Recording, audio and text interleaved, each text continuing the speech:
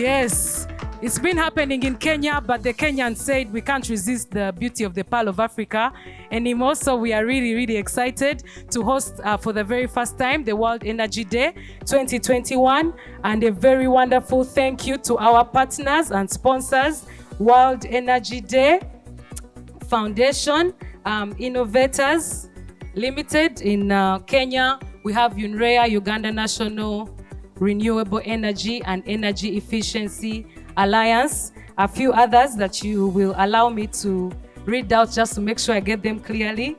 Camco Clean Energy Europe, Arifa Finery, Energy Pro, Enso Impact, and GIZ Kenya. So let's welcome our first speaker of the day, Mr. Komakech Alexander Akena. Let's just welcome him.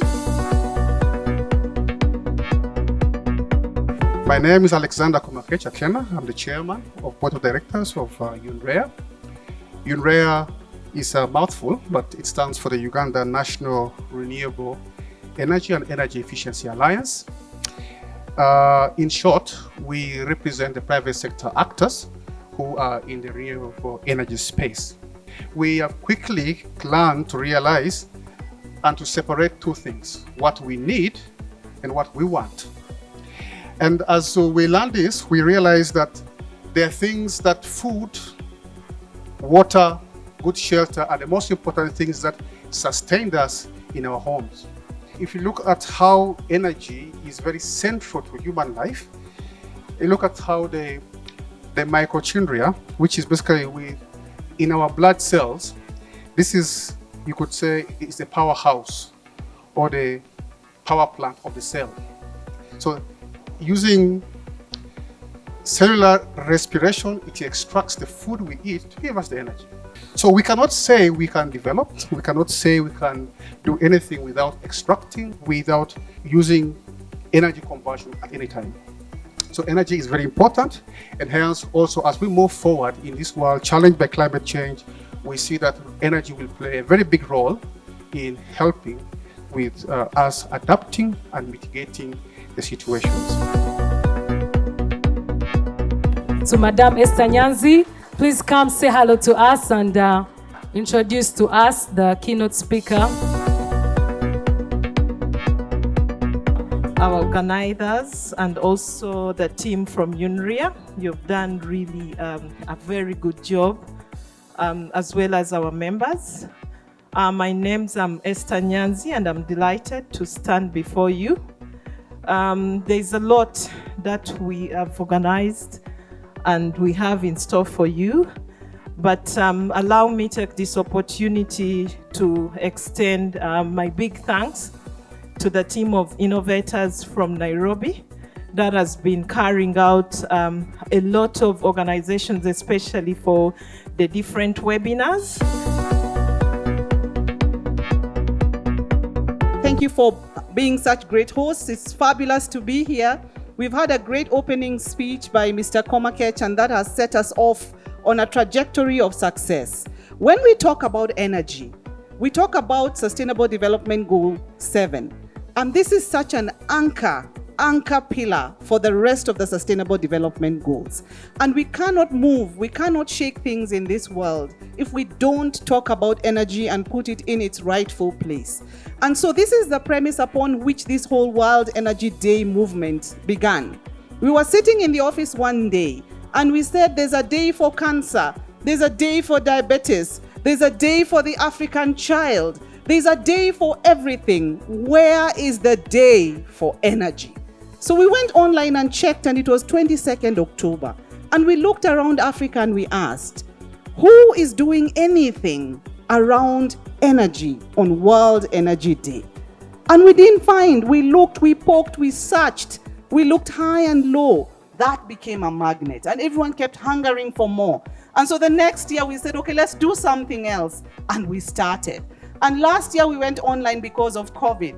At first we thought it was an East African thing, but online has taught us that the energy conversation goes beyond the boundaries of East Africa. And so we had lots of people joining online, and they said, now this is something to take to the whole continent. And so when we looked around the whole continent, we asked ourselves, where should we plant World Energy Day in a space that will beam across the continent. And where did we land this year? Where is the Pearl of Africa? And you know what a pearl means, right? Yes, so we are here to discuss energy matters. We are here to congregate and advocate for clean energy and energy efficiency. We are here to make change. Because when you come to a conference, if there's no change coming out of that conference, then that conference is not worth coming to. We need action. And so when you look at the program, it's an action-filled program, after which we will have resolutions and take these resolutions and advocate for change. Regulation is happening all over. We need to influence that regulation. And influence comes from people who are passionate. And we are passionate about energy. And all of you in this room who've come here this afternoon are passionate about energy. But passion without action does not go anywhere. So we want to harness all this passion and make sure that the passion goes somewhere. So let's mentor the next generation of young people to take up this energy space. In our census in Kenya, the one that was done last, over 85% of the population is 35 years and below. Can you believe that? So if we are not speaking to that person, and the median age is 19.1. So if our interventions in the energy space are not speaking to the 19.1-year-old, then we are heading nowhere. We can no longer be having geriatrics in this space. So my challenge to us this afternoon, as we take on this conference, as we talk about food sustainability, climate change, water efficiency, energy, clean energy interventions, is whose hand are you holding? Which young person are you mentoring? Who are we handing over the baton to? Who is going to run to the finishing line? And you know, to kick into the finishing line, even if it is a marathon, you know, as Kenyans, we are marathoners. We run. Then at the finishing line, we kick in and we sprint to the finish. So who are you handing over the baton to sprint with? Because as we grow older, the sprinting power then gets less and less. And so as we continue with this conference and as we continue to make change, we want to encourage you to move in with energy and with passion and to make these 2 days a success and to just shine that light of energy upon every single thing that we do. Back to you, Carol. People online, please get up and stretch in an hour. You might win a prize for this. L, I think I'm just going to stretch one of my legs. Some people's wives are more artistic than others, but that's good. A few, maybe a pre-quiz just to brighten our minds up.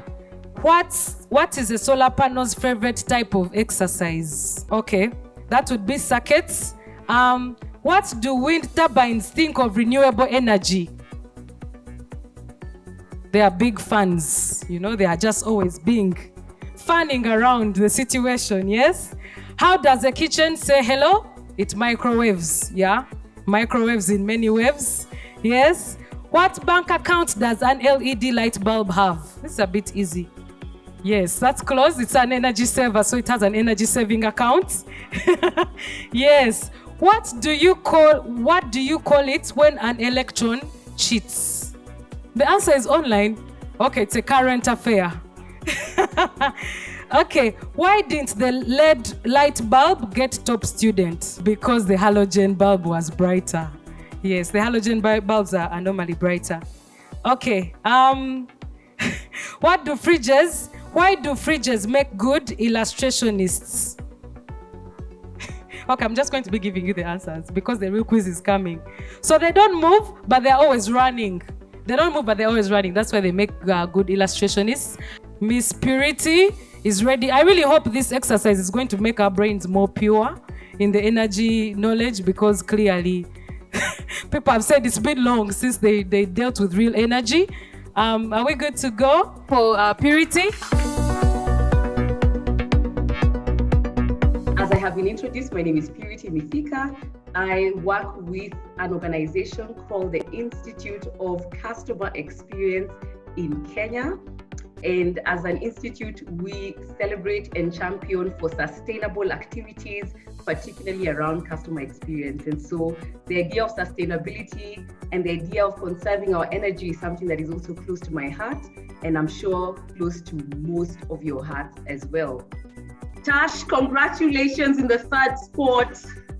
M.M in the second spot, and our winner in this demo round, Ralph Lucid, congratulations. You take the winning spot in this demo round. Congratulations to you, Ralph Lucid. You are our winner in this demo round. Congratulations. And that is how the game is played, ladies and gentlemen. I just want to, right now, without wasting more time, to welcome Madame Esther to come over and kindly introduce our keynote speaker for the day. Let's just encourage her with a hand clap as she comes over to introduce. Madame Esther, would you just come over and introduce our keynote speaker for the day? I would like, I'm excited to introduce to you the acting commissioner that is in energy efficiency and energy conservation. That is Mr. or Engineer David Birimaso, who has joined us online, and he's excited to speak to us. So in the interest of time, allow me or join me to invite Mr. Engineer David Birimaso as he speaks to us. So over to you, David. Thank you. The World Energy Day is a very important event, and when I got to know about it, I was excited about it. The theme for this World Energy Day, energy sustainability in Africa, where we are looking at unlocking food sustainability, climate change, and water equation, ties in properly with the NDP3. Under the NDP3, we work under the program approach to planning, results reporting, and M&E. In our anticipation for the water, energy, and food nexus in Africa, and Uganda in particular, we should aim at addressing issues related to water, issues related to energy, and issues related to food security in an environmentally and social sustainable way in order to improve the livelihoods of our people, in order to build the resilience, and in order to enhance regional integration.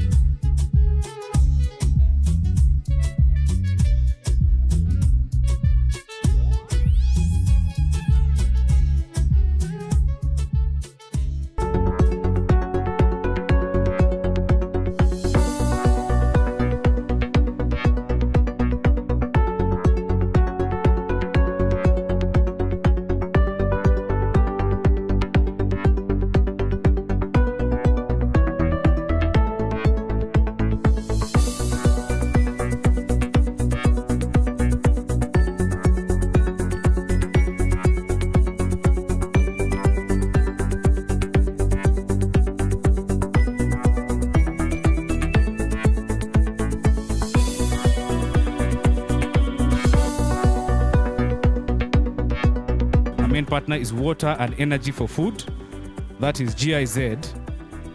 Water and Energy for Food is focused on environmentally sustainable innovations, aiming to improve energy and water efficiency in the agricultural sector. And our other partners or other sponsors, we have Marriot Finergy, we have UNREA, we have Energy Pro Group, Enso Impact, Camco Clean Energy, and E Innovators Limited. Rin Alufonso.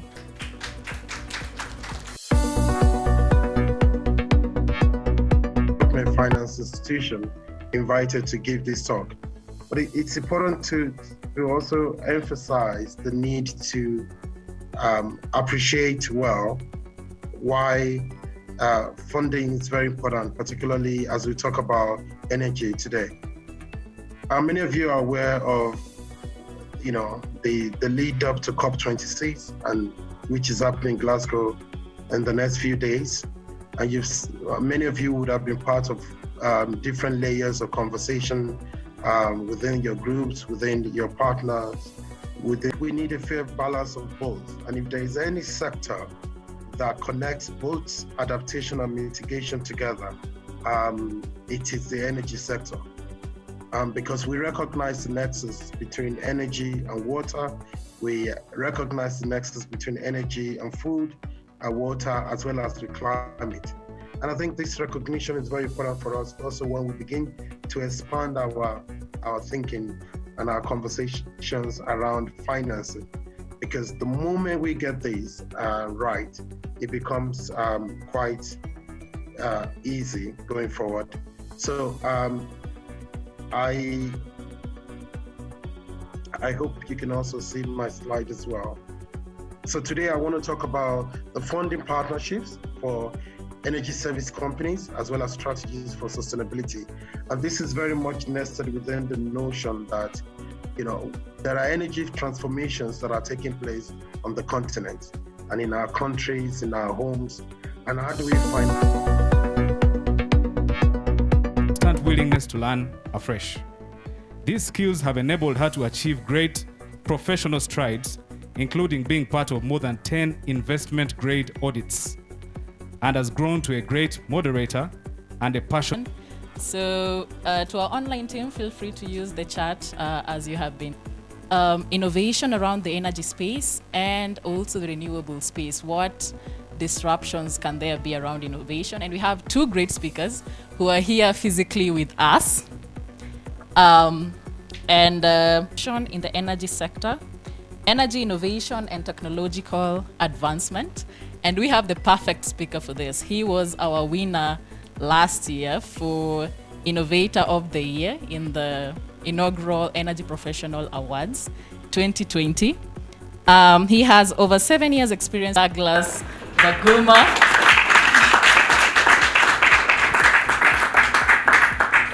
Thank you.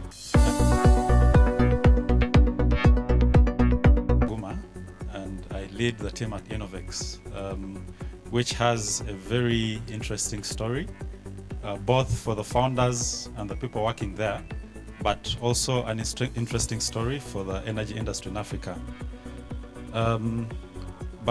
Briefly, the distribution of off-grid energy happens in Africa.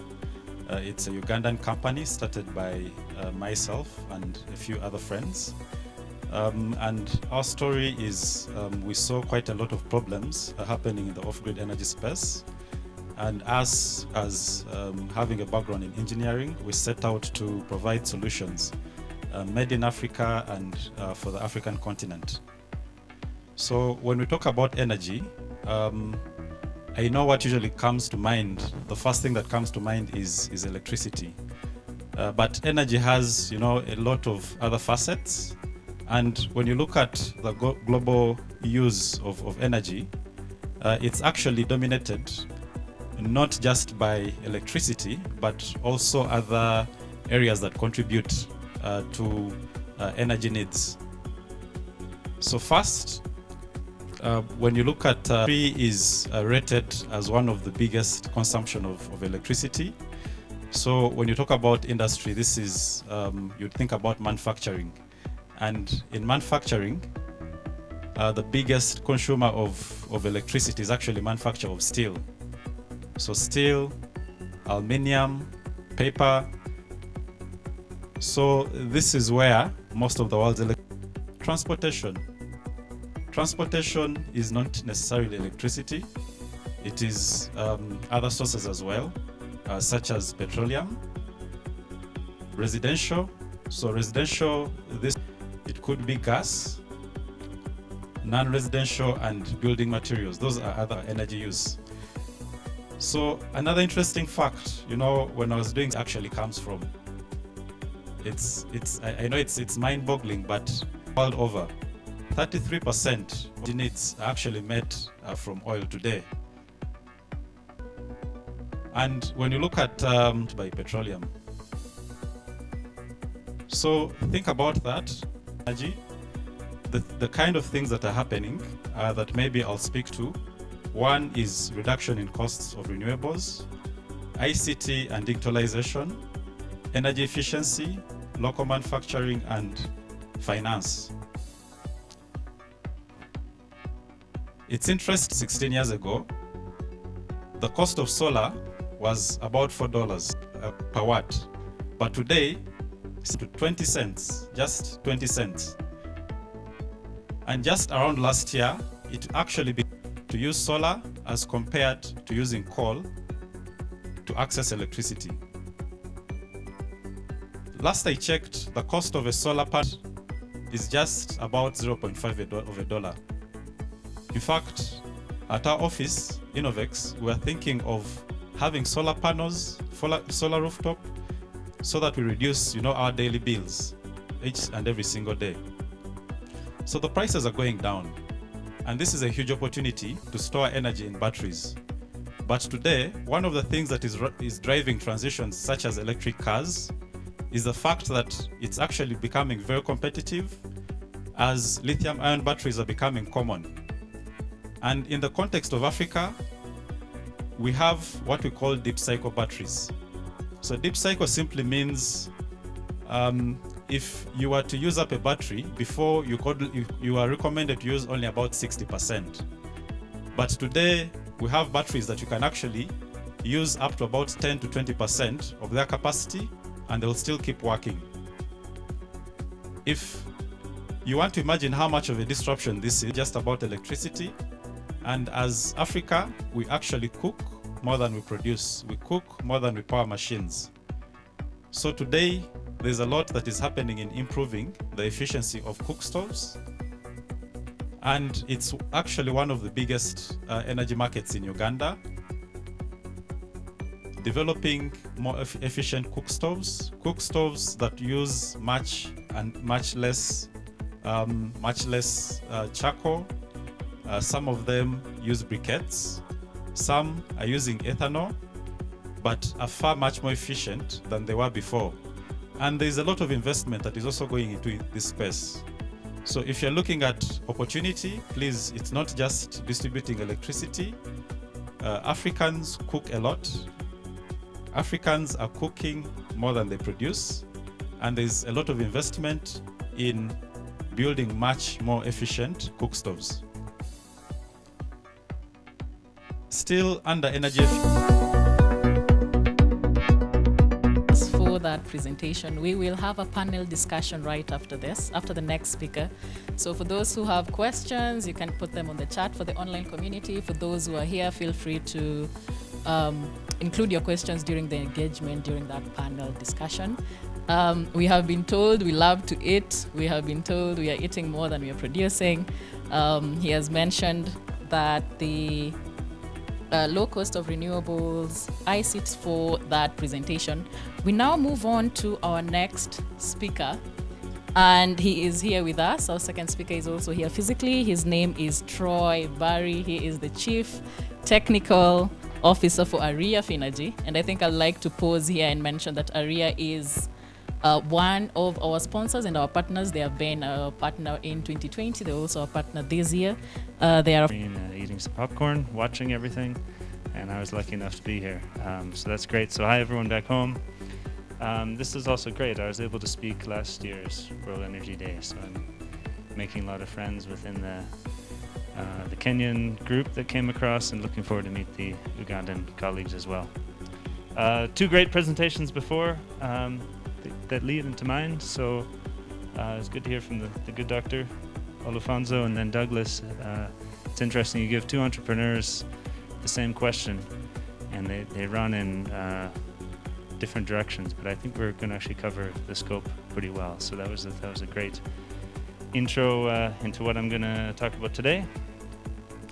So, because we didn't keep time, we ended up going to the next speaker because the speaker was scheduled at 11:30 and he cannot wait. So you see the disadvantages of not keeping. And enthusiasts who can boast of over 18 years experience in the energy-efficient refrigerators and market transformation in Ghana, GEF Lighting and Refrigerating Task Force, putting together in 2015 to develop policy guidelines for accelerating the global adoption of quality, energy-efficient lighting and refrigerating appliances, and also served as a member of the Energy Efficiency Task Force,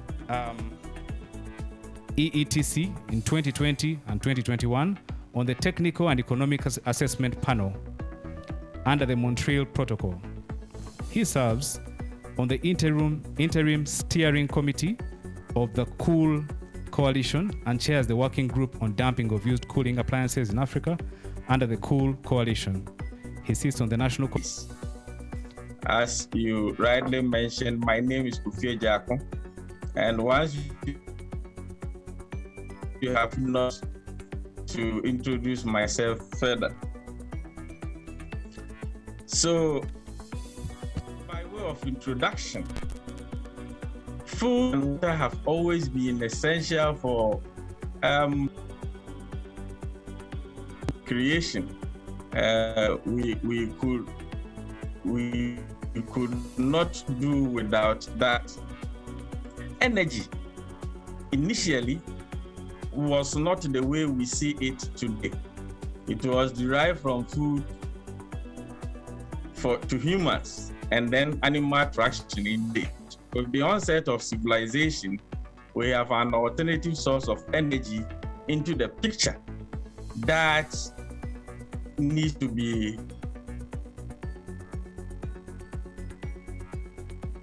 taken, which also are produced, refined, transported, distributed, and consumed.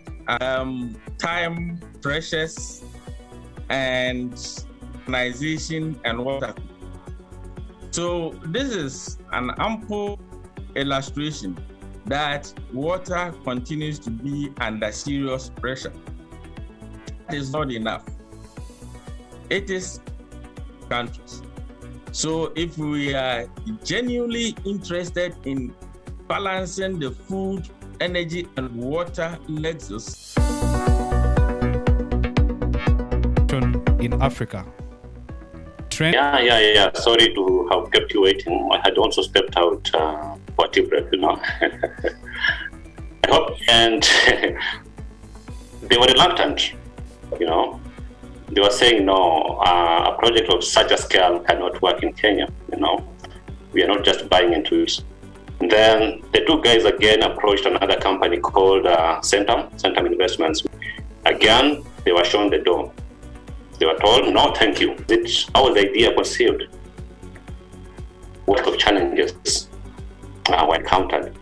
And more importantly, perhaps, the lessons picked along the way, because as the world turns, or as the world goes green. Would have paid if you those products and the amount that you paid. That saving is mostly used to pay for the ISCO and the services and that are involved and the premium. But you will retain a slice of that, which you can reinvest in your core business.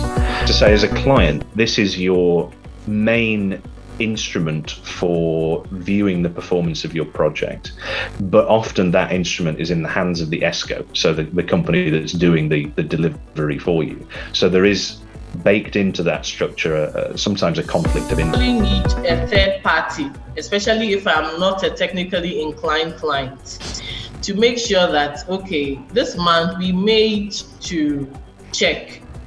So you bring your bill, you tell me the bill of what you have saved, and then I verify, and then the payment is done.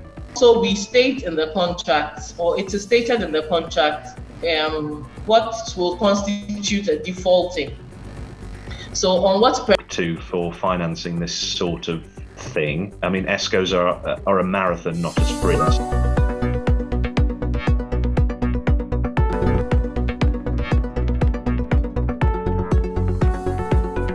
So Andrew Amadi is the CEO Kenya Renewable Energy Association, KEREA, and the topic that he'll be presenting today is renewable energy, Africa's gains and losses.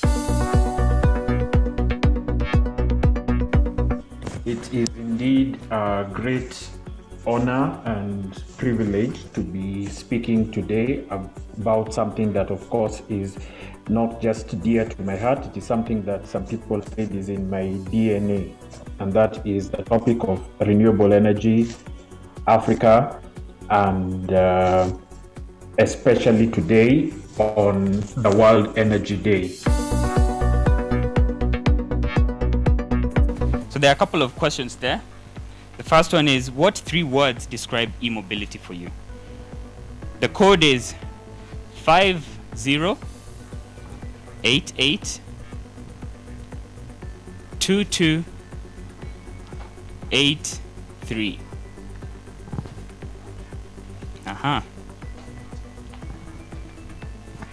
Your responses are right there. Keep putting in your responses, and we'll have a quick discussion after this around what sort of future people see, and I can see future as a big word. We have just completed the production of the first 500 kilowatt hours in battery production, and we're now targeting the first megawatt hour. So everything that you've been being told is true. It's happening already silently because they don't make noise. And yeah, I'm looking forward to the talk. So when we say electric mobility, we're talking about the energy and the transportation network together, the systems that use electric vehicles. So an electric mobility system is relying on electric vehicles. Electric vehicles are using the energy stored in a battery to power the motor of the vehicle. The batteries are recharged through some external source using electric power. So that's what we mean when we say electric vehicle. And if you go to the next slide. For me as an urban planner, electric mobility is fascinating because it's overlapping of many different sectors which are often dealt with in silos. So I'm here at an energy conference, but yet I'm a transportation planner, right? There's a big overlap when it comes to electric mobility.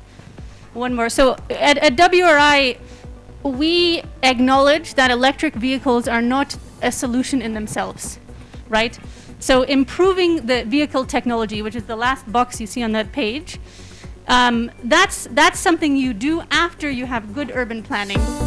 My advice to you is, as you journey along the path of leadership and as you want to excel, you need to take time off and rethink, recalibrate, find that voice that you're looking for you to be able to command your troops, to lead your team. And you can only do that when you're paying attention. Pay attention to your thoughts, for they become your actions. Pay attention to what you say, how you say it. It would go a long way in how you communicate to your team. It would go a long way in how you communicate with your peers and even your superiors. That if you're going to be the leader who is going to channel the next generation into the future, then you have to be the kind who is willing and available to say, you know what? If I do not stop licking sugar, I cannot tell anyone else not to lick sugar. Thank you, ladies and gentlemen.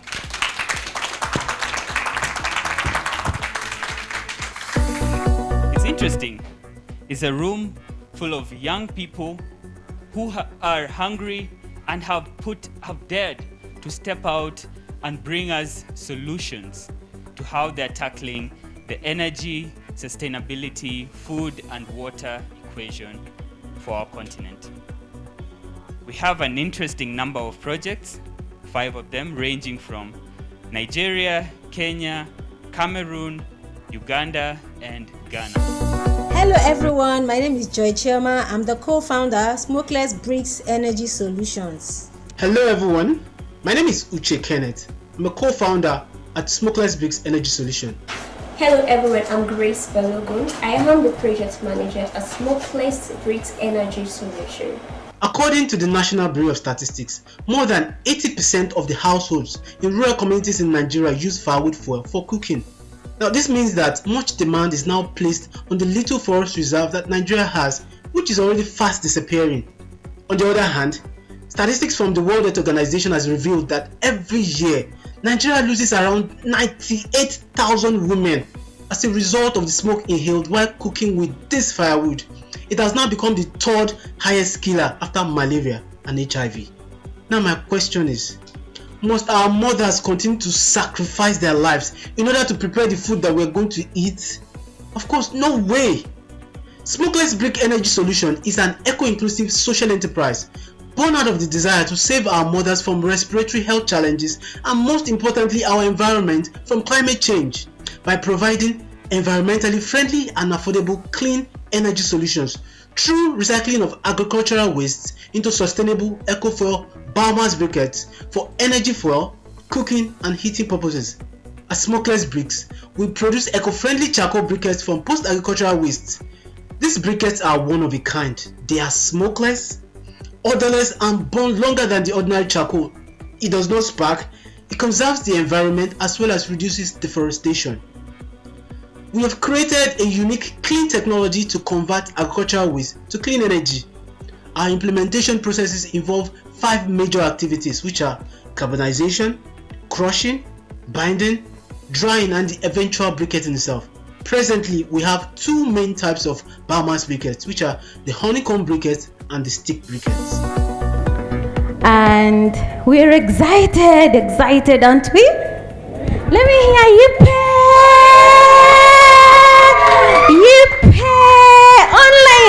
Online community, say you pay. Yes, today I'm here because of the youth. I'm very passionate about youth.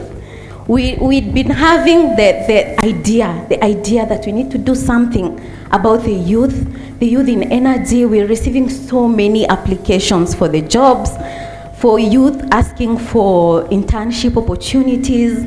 The Youth in Energy Empowerment Program, the first cohort is funded by the Water and Energy for Food under the GIZ. And they're the reason why we are celebrating their success today. That we've been able to get to this point because they trusted us and they decided that they were going to fund us. Please help me welcome Coach.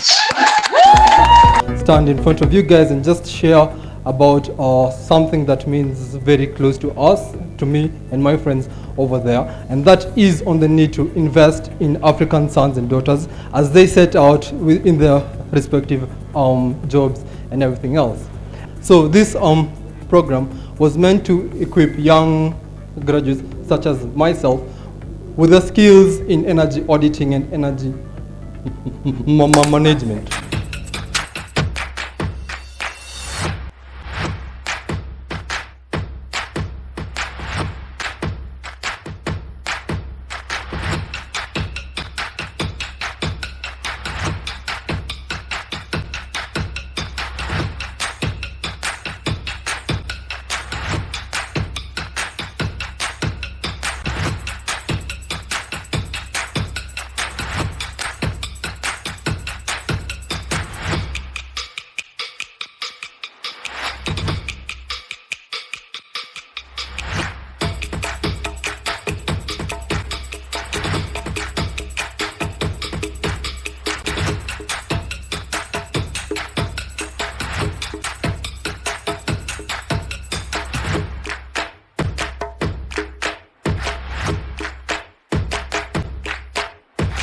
We hereby this afternoon, on World Energy Day 2021, commission you to go out there and make a difference.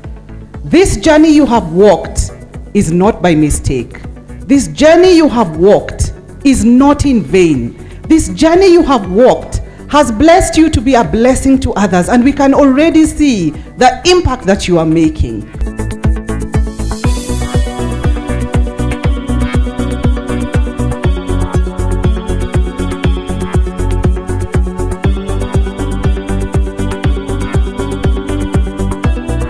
Are you excited to see who is winning from all over Africa? All right.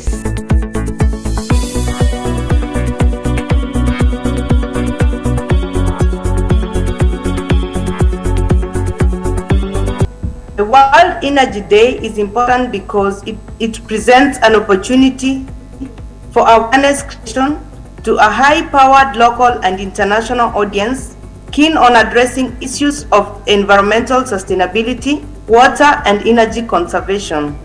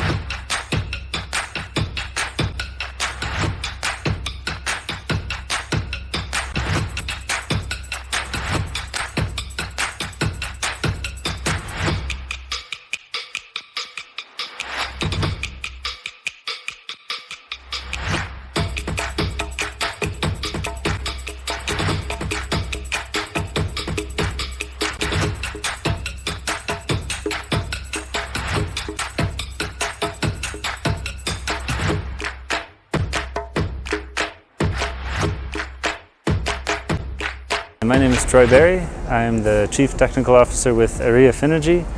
We are very happy to be one of the sponsors for World Energy Day 2021, which is in Kampala, Uganda, East Africa this year. There was a focus on water, food, energy efficiency, and also a youth employment program. I brought together energy professionals from around East Africa to come discuss, hear ideas, share their thoughts, and share their success stories for energy projects in their regions. Our company, Area Finergy, is a solar power financing, solar projects financing, power stabilization company. We're based in Nairobi. Thank you. Now you need to talk about the other projects. Okay. One neat project that we're doing is a power stabilization project. I call this one of our flagship projects in addition to the solar PV for commercial industrial uses.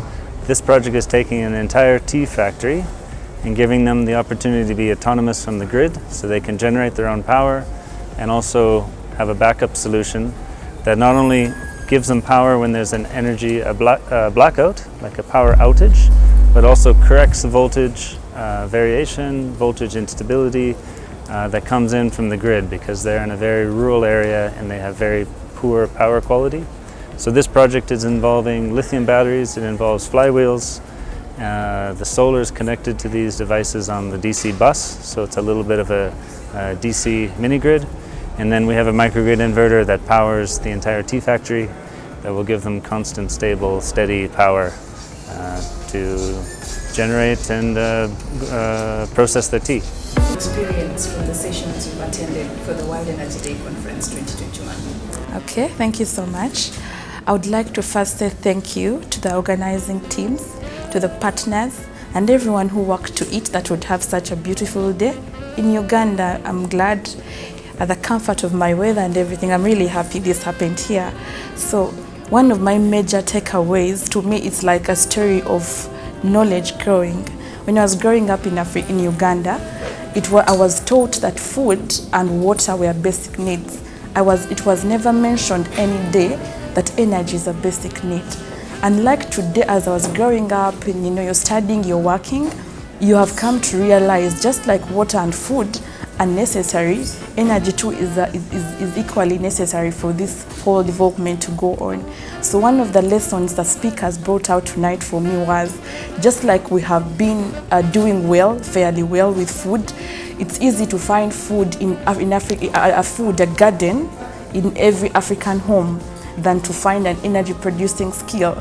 So I am very glad. One of the presenters mentioned that we consume more than we produce. There is less production in energy than we're producing. So when the gentleman said that, I felt like that was mine. So one of my takeaways is to tell our own people, just like we have a garden of tomatoes, all that at home, it's also okay to have maybe a biogas farm behind your home because you're producing waste. You can also have a small solar system at home, so it can meet the needs of energy that you have. Another lesson that I took away today was the financing opportunities, majorly for private sector. I'm in private sector, I work with the Creator Solar. So it was so beautiful to know that there are people outside there making sure that, yeah, you're developing projects, but hey, we have some money, we can help you. So it was so beautiful. One of the presentations we had before the break, the gentleman Sydney mentioned that, yeah, Chemical is willing, as long as you show us a bankable project. Me, that was like for me. And also the previous speakers, the gentleman from African Development Bank. So today it was like, hey, we have opportunities. And also, if you're in a place where you can produce some, please produce some. So those are like the things I've so far taken away. And I believe as the sessions go on, there is more we are going to be learning. I will be learning as me. My name is Paul Mujuni. I am a final year student at Shambogo University doing electrical engineering. And I am really happy and excited about the world celebrating Energy Day, a day when we have to remember and put in practice all the capabilities that we've had to make sure that energy resources and every other thing that has provided energy to the world be put to use, and also look at how we can maximize all the other energy reserves and everything that we have in practice and resources to put on ground. And I'm also very happy about this day because we are remembering and putting in consideration some of the things that we need to consider. For example, opening up platforms and involving people who have been into it already and they have the expertise and the experience, and they are resourceful enough to show and uncover all those, I might say, gold mines in the energy to help us know and understand much more about this. Thank you very much. Hi, how are you? Good, how are you?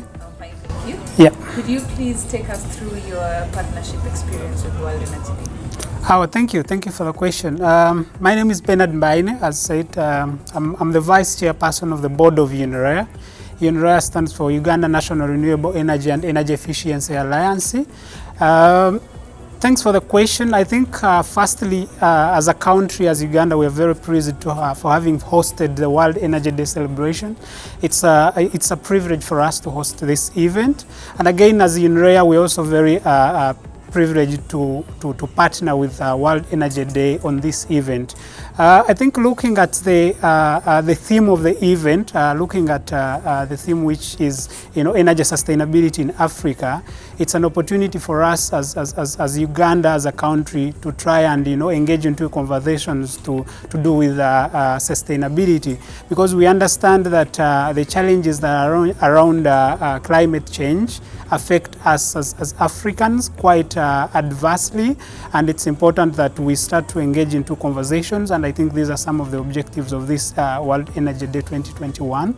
So we are very delighted in that regard, but also as an alliance, we represent quite a number of member associations, but these associations also represent several companies that are engaged in the energy sector. So having this event is an opportunity for these companies to do networking, do B2B networking and business to business meetings. So it's an opportunity for the members to come and engage, to come and learn from the different speakers. So it's been interesting to be partners on this event in general, and we hope that the next time we can also host the event again. Carol. Hi everyone, my name is Carol Gaduru from the World Energy Day Secretariat.